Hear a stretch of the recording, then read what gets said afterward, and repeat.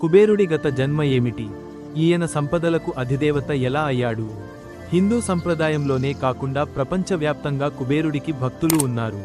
వివిధ దేశాలలో వివిధ రూపాలలో కుబేరుడిని పూజిస్తారు. కుబేరుడు సంపదలకు అధిదేవత.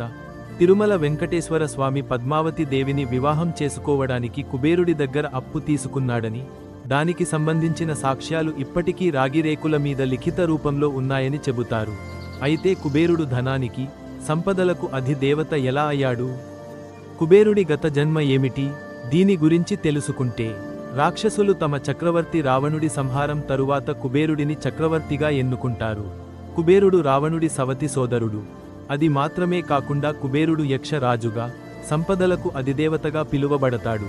కానీ కుబేరుడి గత జన్మ చాలా ఆసక్తికరంగా ఉంటుంది.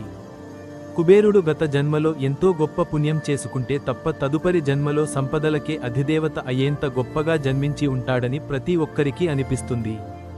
కానీ గత జన్మలో కుబేరుడు దొంగతనానికి ప్రయత్నించి మరణించిన వ్యక్తి. ఇలాంటి వ్యక్తి సంపదలకు అధిదేవత ఎలా అయ్యాడంటే, పురాణాల ప్రకారం కుబేరుడు గత జన్మలో ఒక బ్రాహ్మణ కుటుంబంలో జన్మించిన వ్యక్తి. పుట్టడం బ్రాహ్మణ కుటుంబంలో అయినా చెడు సావాసాల కారణంగా జూదం ఆడేవాడు.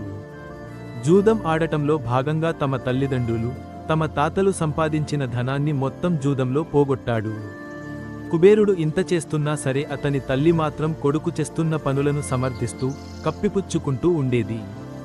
కుబేరుడు చేసే పనులు ఆయన తండ్రికి తెలియనివ్వకుండా ఆమె జాగ్రత్త పడింది. కానీ ఒకరోజు కుబేరుడి తండ్రికి నిజం తెలిసింది. తండ్రికి నిజం తెలియడంతో కుబేరుడు భయపడ్డాడు.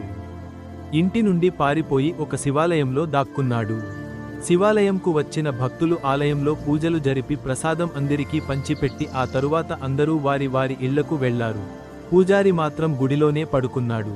బాగా చీకటి పడ్డాక గుడిలో ఉన్న కుబేరుడికి ఆకలి, దాహం ఎక్కువ అయ్యాయి. గుడిలో ప్రసాదం ఉంటే తినాలని గుడిలో దీపం వెలిగించి ఆ దీపం వెలుగులో ప్రసాదం కోసం వెతకడం మొదలుపెట్టాడు. కానీ గాలికి దీపం మళ్లీ మళ్లీ ఆరిపోతూనే ఉంది.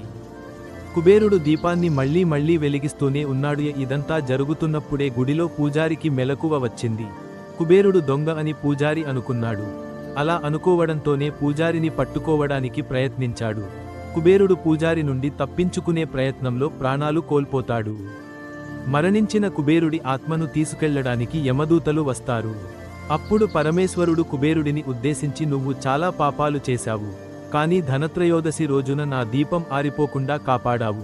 కాబట్టి వచ్చే జన్మలో నువ్వు సంపదలకు అధిదేవతగా ఉంటావని వరం ఇచ్చాడట. ఆ బ్రాహ్మణ జన్మ తరువాత కుబేరుడు తదుపరి జన్మలో విశ్రవుడు, దేవవర్ణినిలకు కుమారుడిగా జన్మించాడు.